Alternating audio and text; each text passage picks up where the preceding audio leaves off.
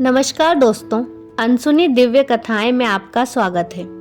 आज हम आपको गोस्वामी तुलसीदास जी के जगन्नाथ दर्शन की एक रोचक कहानी सुनाने जा रहे हैं। एक बार तुलसीदास जी भगवान का दर्शन करने श्री जगन्नाथपुरी गए। मंदिर में भक्तों की भीड़ को देखकर वे प्रसन्न मन से अंदर प्रविष्ट हुए। जगन्नाथ धाम में जगन्नाथ जी का दर्शन करते ही वे निराश हो गए और विचार करने लगे कि यह बिना हाथ पांव वाले लकड़े का विग्रह हमारा इष्ट नहीं हो सकता। हमारे इष्ट के हाथ तो धनुष बाण है, वक्षस्थल सिंह जैसा चौड़ा है और लंबी भुजाएं हैं। बाहर निकलकर दूर एक वृक्ष के तले बैठ गए और सोचने लगे कि इतनी दूर आना व्यर्थ हुआ। क्या गोलाकार नेत्रों वाला हस्तपाद विहीन दारूदेव मेरा राम हो सकता है? कदापि नहीं। रात्रि हो गई। भूख प्यास के मारे तुलसीदास जी बहुत श्रमित हो गए थे। फिर अचानक एक आहट हुई। वे ध्यान से सुनने लगे।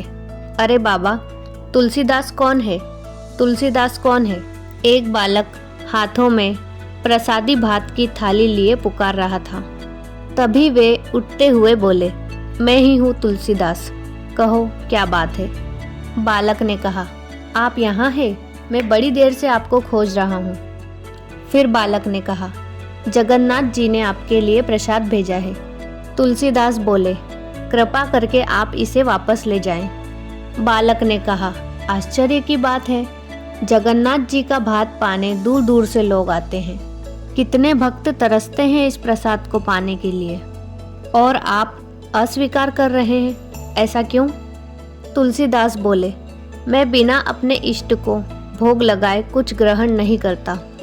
फिर यह जगन्नाथ का झूठा प्रसाद जिसे मैं अपने इष्ट को समर्पित ना कर सकूं, इसका भोग मैं श्री राम को कैसे लगाऊं?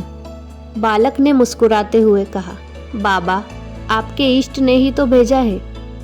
तुलसीदास जी बोले, यह हस्तपाद विहीन दारू मूर्ति मेरे इष्ट नहीं हो सकते। बालक ने कहा कि अपने श्री रामचरितमानस में तो आपने इसी रूप का वर्णन किया है। बिनु पद चलई सुनई बिनु काना, कर बिनु कर्म करई विधि नाना, आनन रहित सकल रस भोगी, बिनु बानी बक्ता बड़ जोगी। अर्थात वह बिना पैरों के चलते हैं, बिना कानों के सुनते हैं और बिना हाथों के नाना प्रकार के कार्य करते हैं। बिना मुंह के सारे रसों का आनंद लेते हैं और बिना वाणी के भी वे बहुत योग्य वक्ता है। बालक की यह बात सुनते ही तुलसीदास जी के नेत्रों से अश्रुओं की धारा बहने लगी और वे मौन हो गए। थाल रखकर बालक यह कहकर अदृश्य हो गया कि मैं ही राम हूँ। मेरे मंदिर के चारों द्वारों पर हनुमान का पहरा है।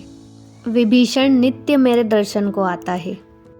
कल प्रातः तुम भी आकर दर्शन कर लेना। तुलसीदास जी ने बड़े ही प्रेम से प्रसाद ग्रहण किया।